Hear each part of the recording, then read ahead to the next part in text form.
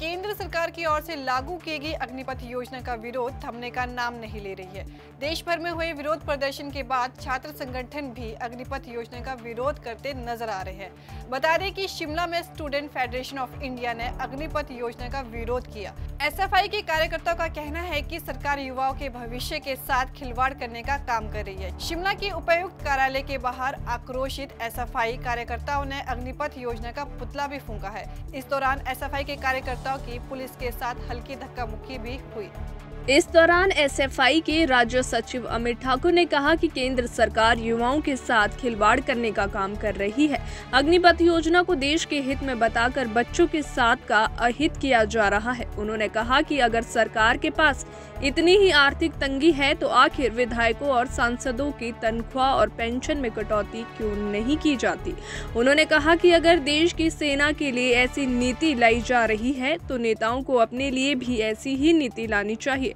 साथ ही उन्होंने ये भी कहा कि अग्निपथ योजना के जरिए सरकार देश को कमजोर करने का काम कर रही है। अमित ठाकुर ने कहा कि मौजूदा वक्त में भारत के रिश्ते अपने सभी पड़ोसियों के साथ खराब है। ऐसे में सरकार को चाहिए कि सेना का सशक्तिकरण किया जाए, लेकिन सरकार सेना का सशक्त करने के स्थान पर सेना का निजीकरण करने का काम कर रही है।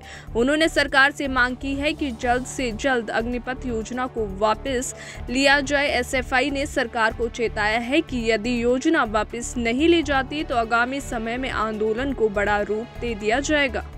आज स्टूडेंट फेडरेशन ऑफ इंडिया राज्य कमेटी के आह्वान पर शिमला जिला उपायुक्त कार्यालय के बाहर हिमाचल प्रदेश के तमाम नौजवान और छात्र यहाँ पर इकट्ठा होकर इस सरकार को, जो आज पूंजीपतियों की दलाल बन चुकी है और एक ऐसी ठेकाकरण की नीति हमारे देश की सुरक्षा और देश की संप्रभुता के साथ खिलवाड़ करते हुए एक ठेकाकरण की नीति अग्निपथ योजना के माध्यम से सेना के अंदर जो लागू की जा रही है, उसके विरोध में आज इस सरकार का पुतला दहन यहाँ पर एसएफआई ने किया है।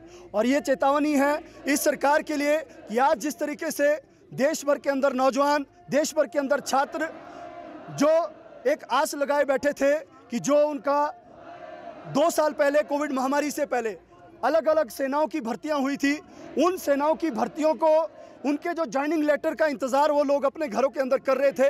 आज जिस तरीके का फरमान इस सरकार ने और अलग अलग सेनाओं के माध्यम से निकाला गया कि ये जो सारी भर्तियां वो रद्द की जाएगी, वो कहीं ना कहीं इस सरकार के आर्थिक दिवालियेपन को भी दर्शाता है और देश की सुरक्षा के प्रति जो उसकी जिम्मेवारी थी, उस जिम्मेवारी से किस तरीके से आज सरकार पीछे हट रही है।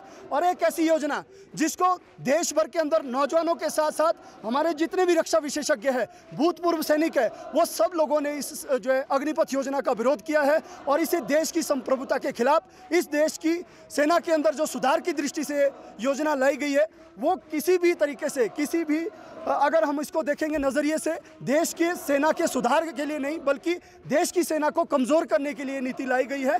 आज हमारा देश जो है अलग अलग, अगर देखेंगे अपने हमारे देश के इर्द गिर्द जितने भी हमारे पड़ोसी देश है, हमारी किसी भी देश के साथ अच्छी मित्रता नहीं है। सारे पड़ोसी देश आज हमने जो है उनके साथ दुश्मनी मोड़ ले ली है।